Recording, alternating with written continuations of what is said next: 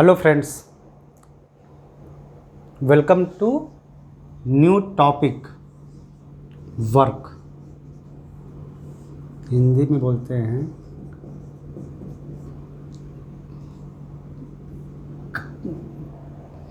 कार्य, या कार्य ही बोलते हैं, काम नहीं, कार्य है ना। चलो हिंदी हटाओ या रहने दो, जिसमें भी आपको समझ में आए। वर्क, वर्क क्या होता है? वर्क एक ऐसा मेथड है जिसके थ्रू हम किसी बॉडी में या किसी मास में, पार्टिकल कह सकते हो, उसमें एनर्जी ट्रांसफ़र करते हैं या उससे एनर्जी एक्सट्रैक्ट करते हैं। एनर्जी ट्रांसफ़र मतलब बॉडी में एनर्जी ट्रांसफ़र कर सकते हैं वर्क से, या वर्क के थ्रू किसी बॉडी से एनर्जी को ले सकते हैं। किसका इस्तेमाल करके? फोर्स का इस्तेमाल करके।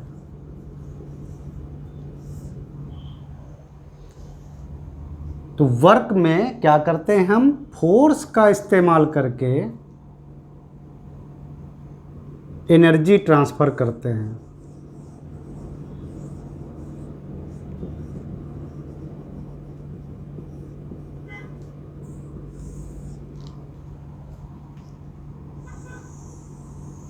अगर ये हमारी एक बॉडी है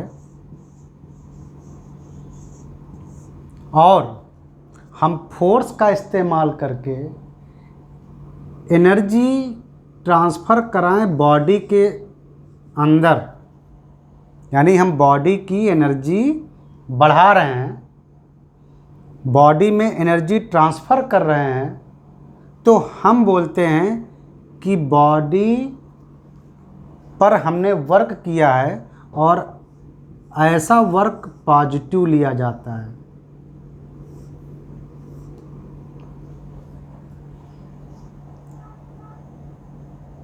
और अगर हम फोर्स का इस्तेमाल करके वर्क करें, यानी एनर्जी को ट्रांसफ़र करें किसी बॉडी के बाहर, मतलब बॉडी से एनर्जी को एक्सट्रैक्ट करें, तो बॉडी को की टोटल एनर्जी घटती है और हम बोलते हैं कि हमारा जो वर्क है वो निगेटिव है।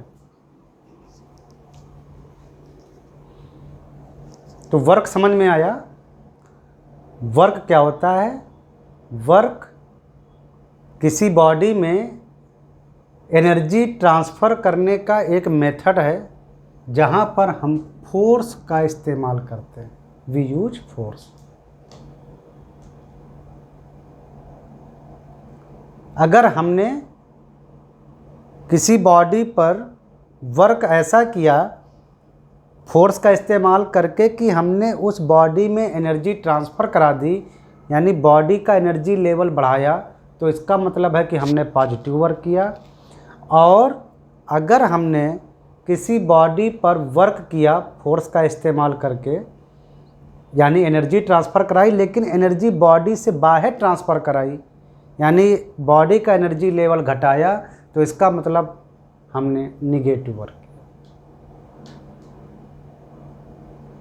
समझ में आया?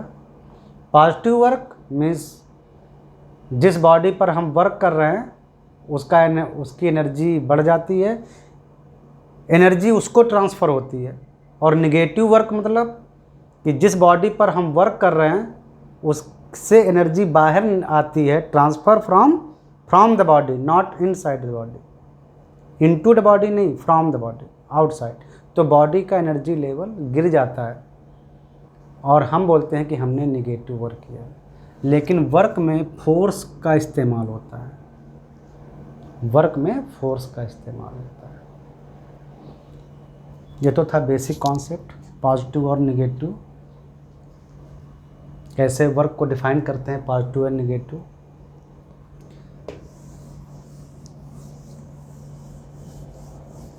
आप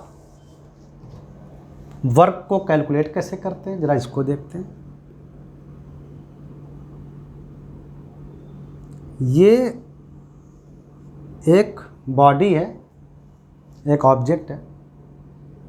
सबसे पहली बात,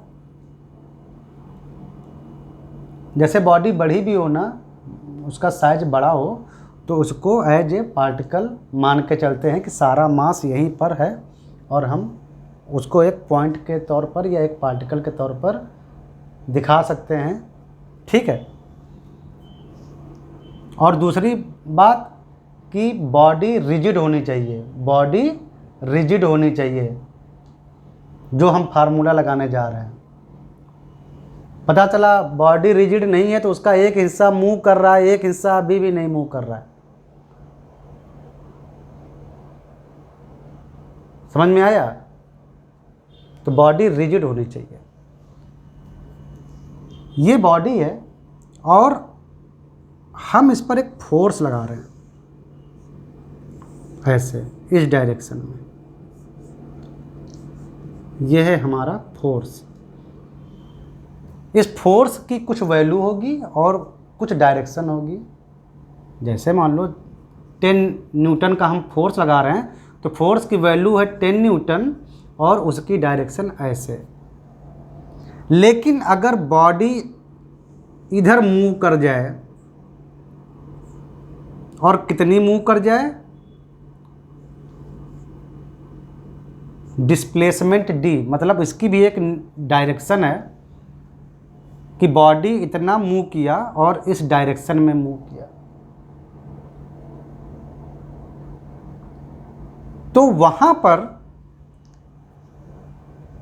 जो हमारा वर्क होता है वो होता है, वर्क को डिफाइन करते हैं, जिसे लिखते हैं W से। तो W equal to force vector dot displacement vector. ये मान लो बॉडी डिस्प्लेस होकर यहां आ गई, तो वर्क हमारा होगा force vector into dot product displacement vector. अगर फोर्स की डायरेक्शन और डिस्प्लेसमेंट की डायरेक्शन में एंगल थीटा बनता हो, दोनों के बीच का एंगल थीटा हो, जरूरी नहीं कि बॉडी फोर्स की डायरेक्शन में ही बढ़े। बॉडी फोर्स के डायरेक्शन में बढ़ने के साथ किसी और डायरेक्शन में भी बढ़ सकती है। तो फाइनल डिस्प्लेसमेंट हम लोग देखते हैं, तो इसीलिए डिस्प्लेसमेंट वेक्टर लिया जाता है।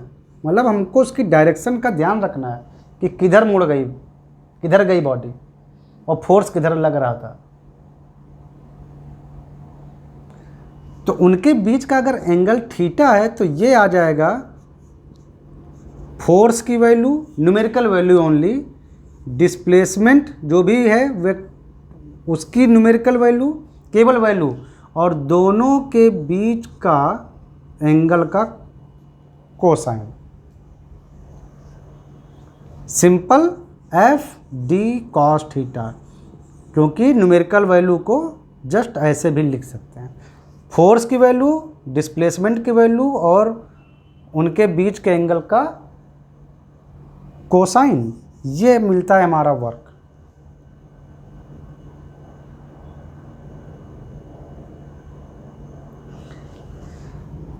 ध्यान से देखिए,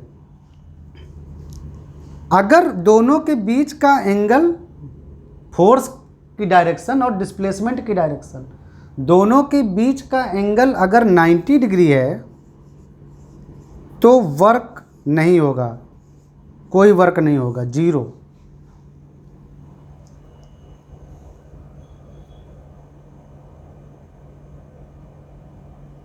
दूसरी बात कि अगर थीटा की वैल्यू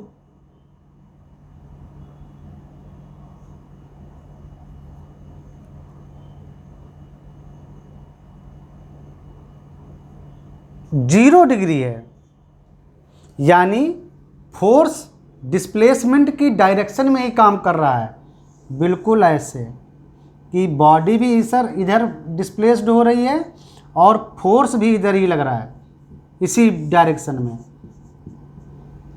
तो जो वर्क होगा वो होगा FD केवल, और ये मैक्सिमम फोर्स होगा, मैक्सिमम पॉजिटिव फोर्स। पॉजिटिव आया ना?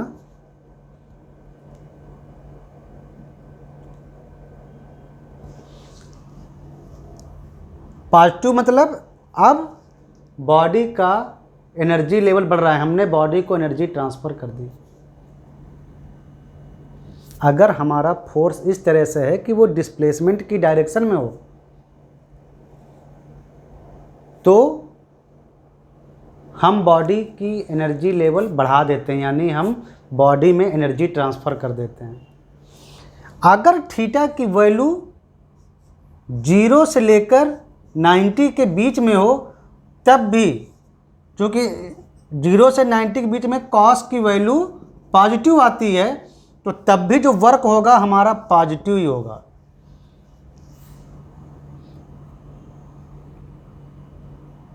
तब भी हम बॉडी की एनर्जी बढ़ा रहे होते हैं। जैसे ये देखो, इसमें पक्का बॉडी की एनर्जी बढ़ रही है, हम एनर्जी को बॉडी में ट्रांसफ़र कर रहे हैं। और अगर थीटा की वैल्यू 90 से लेके 180 तक है, तो यहाँ कॉस थीटा की वैल्यू आती है निगेटिव। जैसे बिल्कुल ऐसे समझो कि बॉडी तो इधर जा रही थी, इसका डिस्प्लेसमेंट इधर हो रहा था, और हम इसको ऐसे फोर्स लगा रहे थे F। दोनों के बीच में जो एंगल है वो 90 से ज़्यादा है। बॉडी इधर डिस्प्लेस हो रही थी और हम फोर्स ऐसे लगा रहे हैं। मोशन इधर का हो रहा था, बॉडी का डिस्प्लेसमेंट इधर हो रहा था, और फोर्स जो लगा रहे हैं वो उसकी डायरेक्शन ऐसी है कि डिस्प्लेसमेंट और फोर्स के बीच में 90 डिग्री से ज़्यादा एंगल बन रहा है। तो कॉस थीटा की वैल्यू यहाँ निगेटिव आएगी। इसका मतलब जो हमारा जो वर्क आएगा वो निगेटिव आएगा। मतलब हम बॉडी की एनर्जी खींच रहे हैं, हम बॉडी से एनर्जी बॉडी से बाहर ट्रांसफ़र कर रहे हैं, यानी बॉडी का एनर्जी लेवल गिर रहा है। अगर थीटा की वैल्यू 180 डिग्री हो, यानी मान लो जैसे कोई बॉडी ऐसे आ रही हो, डिस्प्लेसमेंट मतलब मोशन होती हो तो मोशन होगा तो डिस्प्लेसमेंट होगा, और हम इसको बिल्कुल डायरेक्ट रोकने का प्रयास करें फोर्स से। ऐसे बॉडी तो इधर मूव कर रही थी, उसका डिस्प्लेसमेंट डी वेक्टर इधर है, यानी बॉडी ऐसे आ रही थी और हम फोर्स लगाकर इसको उल्टा लगा रहे हैं कि ये रुक जाए। तब जो वर्क आएगा cos 180 कितना होता है, -1, तो जो वर्क आएगा वो केवल -FD आएगा, यानी maximum negative, maximum negative value है। यानी इस कंडीशन में जब हम बिल्कुल बॉडी के डिस्प्लेसमेंट के बिल्कुल अपोजिट फोर्स लगाकर वर्क करते हैं, तो हम उस बॉडी से सबसे ज़्यादा एनर्जी खींच रहे होते हैं। बॉडी का एनर्जी लेवल गिरेगा नो डाउट, लेकिन सबसे ज़्यादा गिरेगा। जैसे कोई डायरेक्ट कोई चीज़ ऐसे आ रही हो, मोशन कर रही हो, और हम उसको ऐसे बिल्कुल रोकें अपोजिट में, तो हम जो फोर्स लगाकर जो वर्क करेंगे ना, वो मैक्सिमम निगेटिव वर्क जनरेट करेगा। ऐसे हम सबसे ज़्यादा निगेटिव वर्क करेंगे, यानी हम सबसे ज़्यादा बॉडी की एनर्जी ट्रांसफ़र करेंगे बाहर की ओर, तो बॉडी का एनर्जी लेवल मैक्सिमम गिरेगा।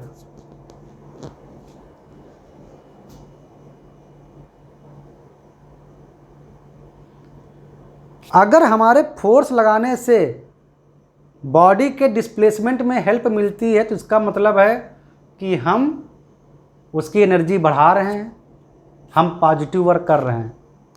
और अगर हम ऐसा इस तरह फोर्स लगाएं कि बॉडी के डिस्प्लेसमेंट में उसको दिक्कत हो रही है, जैसे चलती हुई कोई कार आ रही है और हम ऐसा एंगल लगाएं कि उसके डिस्प्लेसमेंट में दिक्कत हो, यानी हमारा एंगल इस फोर्स का एंगल और डिस्प्लेसमेंट के एंगल में इस तरह का रिलेशन हो बीच में डायरेक्शन का, तो इसका मतलब है कि हम निगेटिव वर्क कर रहे हैं, हम बॉडी से एनर्जी खींच रहे हैं।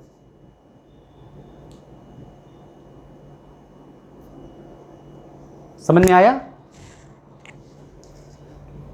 आई थिंक आपको अच्छे से समझ में आ रहा है। ठीक है, याद रखिए जरूरी नहीं कि फोर्स की डायरेक्शन में ही मोशन हो। इसका मैं एग्जांपल दे रहा हूँ, जो मैंने अभी बताया उसका एग्जांपल ऐसे समझो कि ये एक, मान लो कोई स्लोप है। अब यहाँ हमने बिल्कुल चिकना स्लोप है, कोई फ्रिक्शन नहीं फॉर एग्जांपल, और यहाँ हमने एक बॉल रख दी, बॉल का मास है m, तो बॉल पर कौन सा फोर्स काम कर रहा है बताओ? कौन सा फोर्स काम कर रहा है बॉल पर? बॉल अर्थ पर है तो इस पर एक फोर्स काम कर रहा है जो हमेशा काम करेगा। अगर कोई चीज़ अर्थ पर है तो उस पर हमेशा एक फोर्स काम करता है, उसको बोलते हैं ग्रेविटेशनल फोर्स। ओके, अब देखो, मान लो इस बॉल पर ग्रेविटेशनल फोर्स काम कर रहा है, और कौन सा काम कर रहा है?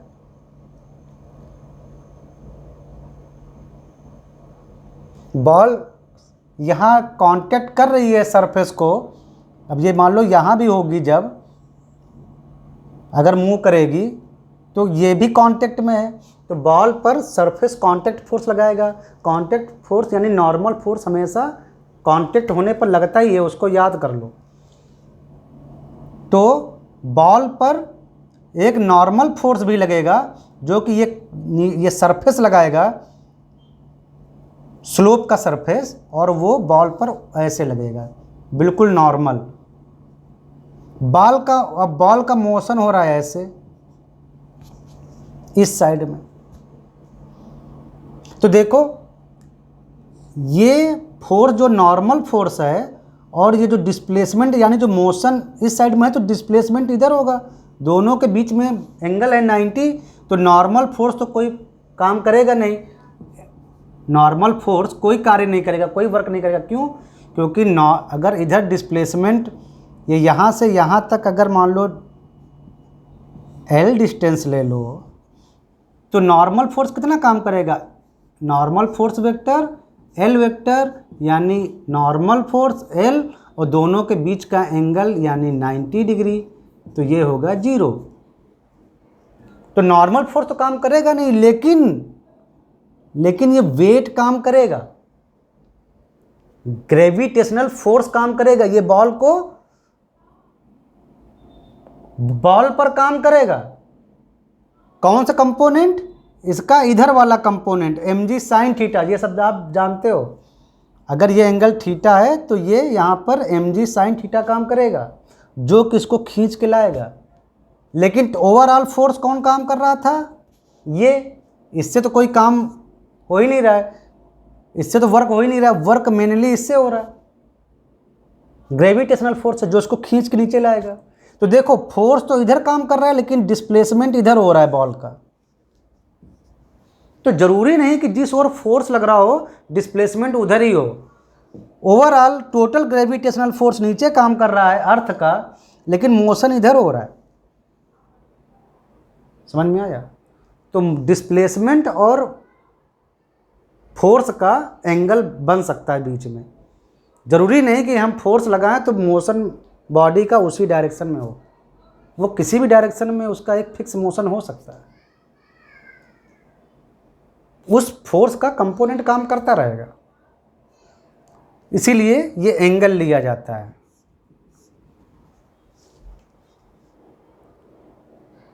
तो आपको इतना समझ में अच्छे से आ गया वर्क के बारे में। वर्क एनर्जी ट्रांसफ़र करने का एक तरीका है जिसमें हम फोर्स का इस्तेमाल करते हैं। अगर हमारे फोर्स से डिस्प्लेसमेंट में हेल्प मिलती है, किसी बॉडी को अगर हम फोर्स लगाएं और उसके डिस्प्लेसमेंट में हेल्प मिले, जिस और डिस्प्लेसमेंट मिल रहा है उसको हेल्प मिले, यानी एंगल जो है वो 0 से 90 के बीच में चले, फोर्स और डिस्प्लेसमेंट का एंगल 0 से 90 के बीच में चले। 0 हो तो बहुत बढ़िया है, यानी जिस ओर डिस्प्लेसमेंट उसी ओर फोर्स, तो सबसे मैक्सिमम वर्क हमको गेन होगा, मतलब हम सबसे मैक्सिमम वर्क करेंगे बॉडी पर और मैक्सिमम एनर्जी ट्रांसफ़र करेंगे। 90 नहीं होना चाहिए, नहीं तो हम कोई वर्क नहीं कर पाएंगे।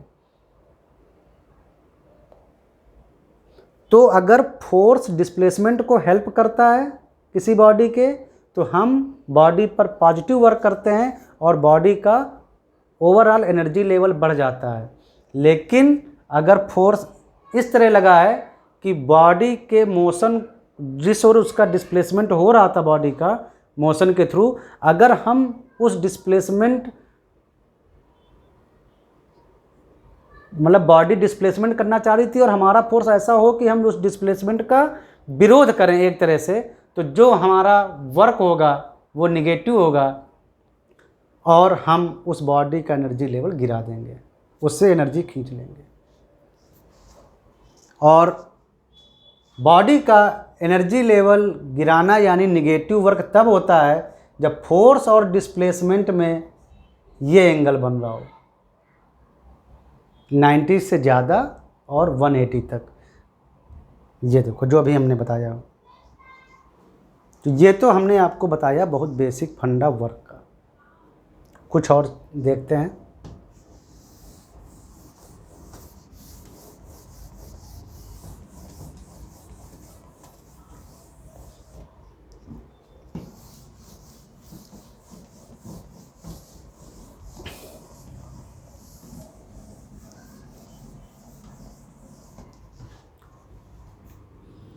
ये एक पॉइंट है, पार्टिकल जिसका डिस्प्लेसमेंट वेक्टर ये है यहाँ तक, इस डायरेक्शन में वो इतना डिस्प्लेस्ड हुआ है मान लो फोर्स लगाने से, और वो फोर्स का वेक्टर है F, यानी इस पार्टिकल पर हम इस तरह से फोर्स लगाए थे तो वो डिस्प्लेसमेंट ऐसे हुआ, उसके बीच का एंगल है थीटा। तो वर्क हमारा क्या था, F dot D, dot product है, यानी वर्क एक स्केलर क्वांटिटी होती है लाइक ऑल एनर्जीज। जो एनर्जी होती है किसी भी टाइप की वो स्केलर क्वांटिटी होती है, उसमें डायरेक्शन नहीं होती है। वर्क भी क्या है, एनर्जी ट्रांसफ़र करने का एक तरीका है जिसमें फोर्स इन्वॉल्व होता है, तो ये भी स्केलर क्वांटिटी है, इसलिए हम डॉट प्रोडक्ट लगाते हैं।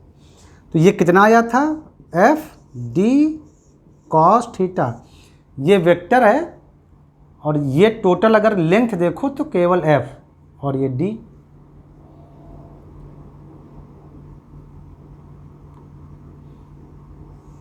अब देखना,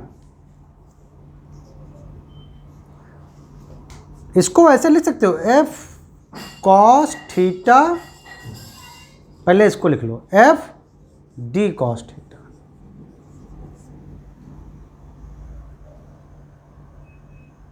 देखो अभी मैंने ऐसे लिखा इसको, डी केवल वैल्यू है, डी केवल वैल्यू है, वेक्टर नहीं। अभी हम डायरेक्शन तो फिक्स, एंगल हमको पता चल गया तो डायरेक्शन तो पता चली गई, अभी ये केवल लेंथ है, मतलब केवल वैल्यू। डी कॉस थीटा क्या है, अगर यहाँ से एफ पर परपेंडिकुलर डालें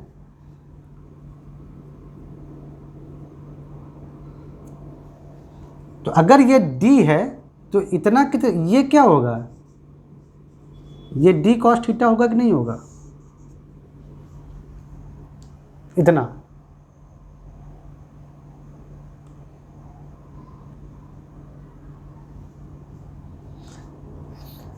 टोटल डिस्प्लेसमेंट तो यहां तक गया, लेकिन ये इतना अभी डी कॉस थीटा है, इतना ये थीटा है ना, ये परपेंडिकुलर हमने डाला तो ये डी, तो ये डी कॉस थीटा होगा। तो वर्क क्या आया, वर्क होता है एक नया चीज, देखो वर्क फोर्स की डायरेक्शन में डिस्प्लेसमेंट का अगर हम कंपोनेंट से मल्टीप्लाई कर दें,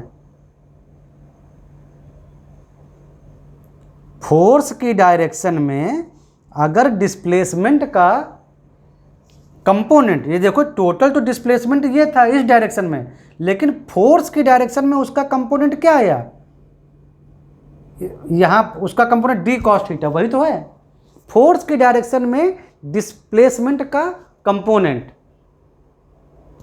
तो वो होता है वर्क। अगर हम फोर्स की ही डायरेक्शन में टोटल डिस्प्लेसमेंट का कंपोनेंट निकालें तब भी हम वर्क निकाल सकते हैं। फॉर एग्जाम्पल, बहुत ध्यान से देखना,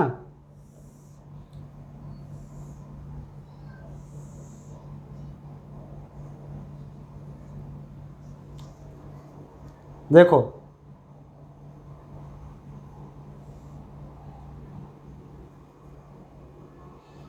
ये बॉडी है जिसका मास m है, ये एक इंक्लाइंड सरफेस पर रखा हुआ है,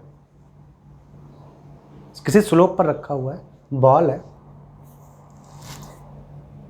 बॉल पर बता चुके हैं कि दो फोर्स काम कर रहे हैं, एक बॉल का वेट नीचे की ओर mg, और बॉल पर नॉर्मल रिएक्शन सरफेस की, ये टच कर रहा है ना यहाँ पर, तो सरफेस उसको नॉर्मल फोर्स देगा। बॉल इधर भागेगा तो जाहिर सी बात है कि ये एंगल 90 है, तो नॉर्मल फोर्स कोई काम नहीं करेगा, तो हम नॉर्मल फोर्स को हम वर्क में लेते ही नहीं हैं। जस्ट हम देखो यहाँ पर दूसरा कौन सा फोर्स है, उसका वेट। तो वर्क हमने अभी क्या बोला कि वर्क को ऐसे भी आप कैलकुलेट कर सकते हो कि फोर्स और फोर्स की डायरेक्शन में displacement, D cos theta is nothing but is the component और the projection of the displacement along the direction of the force. तो यहां देखो, यहां तो तुम्हारा बॉल खिसक के यहां तक आने वाला है ऐसे, लेकिन हम चाहें तो इस पूरे डिस्प्लेसमेंट को ना लें, फोर्स की डायरेक्शन में वो टोटल डिस्प्लेसमेंट, तो ये यहां से यहां तक जब आ गया बॉटम तक, तो एक्चुअली वो फोर्स की डायरेक्शन में इस total displacement along the force कितना हुआ, केवल इतना। जब ये यहां पर आ जाएगा तो ये और ये फोर्स की डायरेक्शन में फाइनली वो कितना चला, इस हाइट के बराबर।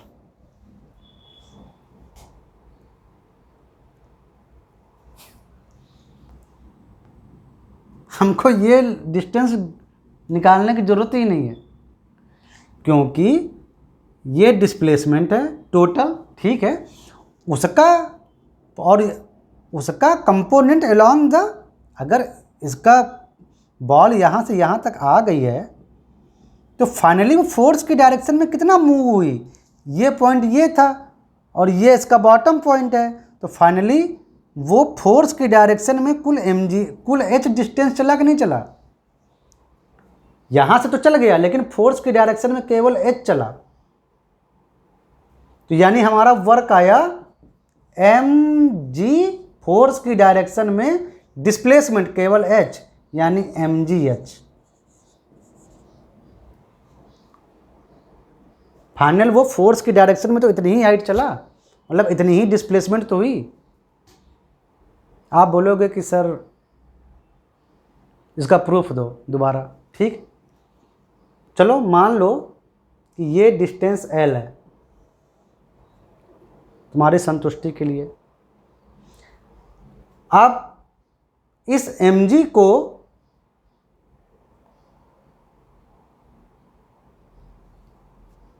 ये जो वेट है इसको ऐसे डिजॉल्व कर दो, ये बात आपको पता है ना, mg cos थीटा और ये mg sin थीटा।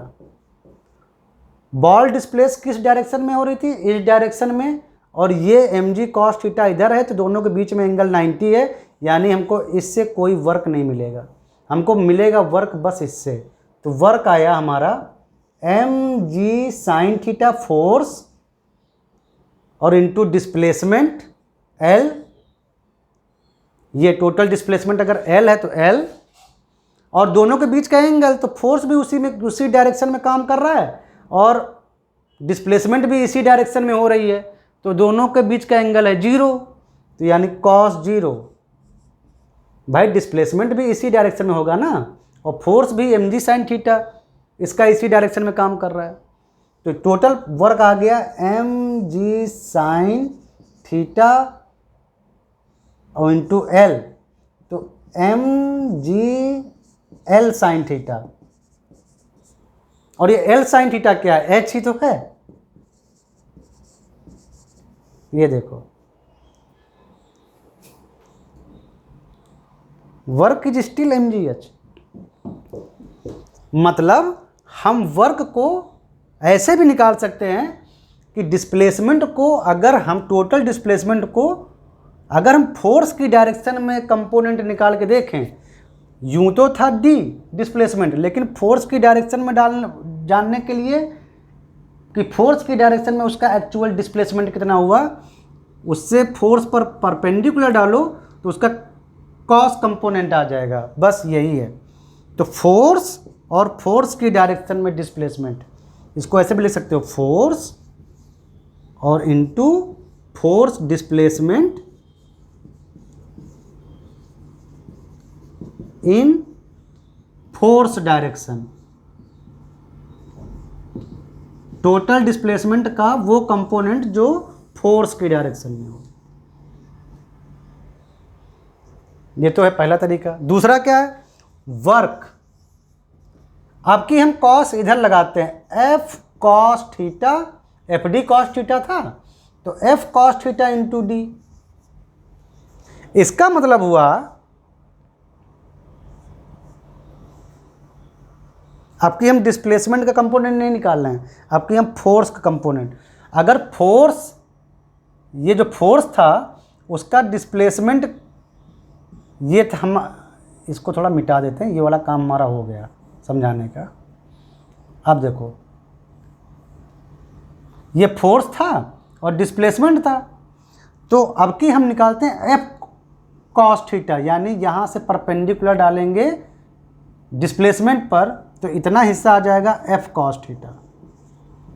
तो एफ कॉस थीटा क्या है, फोर्स का component along displacement equal to, इसको पहले लिख लेते हैं, डिस्प्लेसमेंट इनटू फोर्स का वो component, force component along displacement.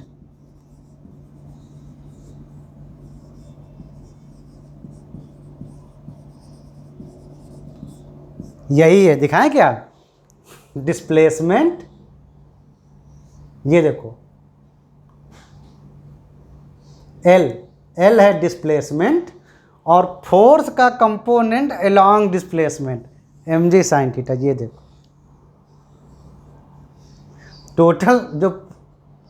Total displacement तो हुआ L, और इस फोर्स का कंपोनेंट अलोंग डिस्प्लेसमेंट, वही बात हुआ।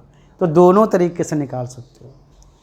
वर्क को ऐसे भी निकाल सकते हो, फोर्स और फोर्स की डायरेक्शन में एक्चुअल डिस्प्लेसमेंट, या डिस्प्लेसमेंट और इनटू डिस्प्लेसमेंट की डायरेक्शन में एक्चुअल फोर्स का कंपोनेंट। दोनों से हम वर्क निकाल सकते हैं।